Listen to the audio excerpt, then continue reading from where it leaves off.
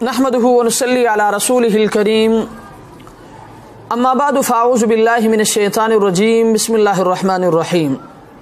अल्हम्दुलिल्लाह, आज एक मरतबा फिर एक बहुत ज़्यादा अहम मसले के साथ आपके सामने हाज़िरी हुई है।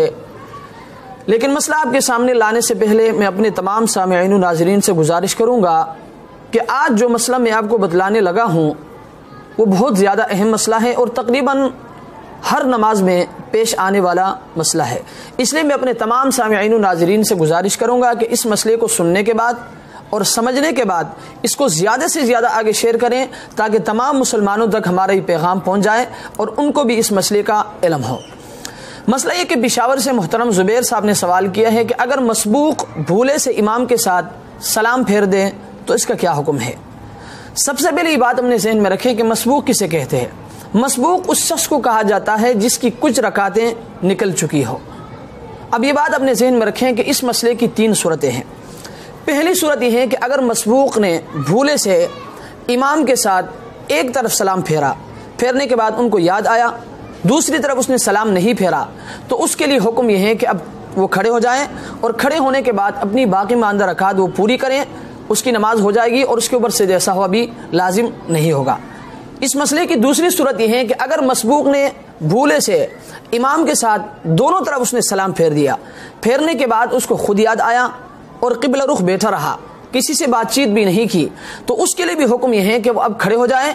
खड़े होने के बाद तकबीर न बांधे बल्कि तकबीर बांधे बगैर खड़े होने के बाद वो अपनी बाकी मानदा रकात पूरी करें। पूरी करने के बाद आखिर में सजदा सहवा भी कर ले, यानी दोनों तरफ सलाम फेरने के बाद इसके ऊपर सजदा सहवा लाजिम हो जाएगा। अगर आखिर में सजदा सहवा कर लिया तो उसकी नमाज हो जाएगी। और इस मसले की तीसरी सूरत यह है कि अगर मसबूक ने भूले से इमाम के साथ दोनों तरफ उन्होंने सलाम फेर दिया और फेरने के बाद इनको खुद याद नहीं आया बल्कि किसी ने इसको बतलाया, साथ बैठे शख्स ने, किसी के बदलाने पर अगर ये शख्स खड़ा हुआ तो याद रखे इस सूरत में इसकी नमाज फासिद हो जाएगी। इस नमाज को दोबारा दोहराना लाजिम होगा।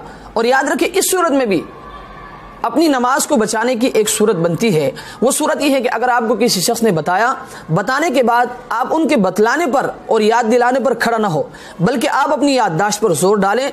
डालने के बाद अपनी याददाश्त के मुताबिक आप बाद में खड़े हो जाएं। खड़े होने के बाद अपनी बाकी मानदा रकात आप पूरी कर लें और आखिर में से जैसा हुआ कर ले, आपकी नमाज हो जाएगी। तो याद रखें इस मसले की तीन सूरतें हो गई।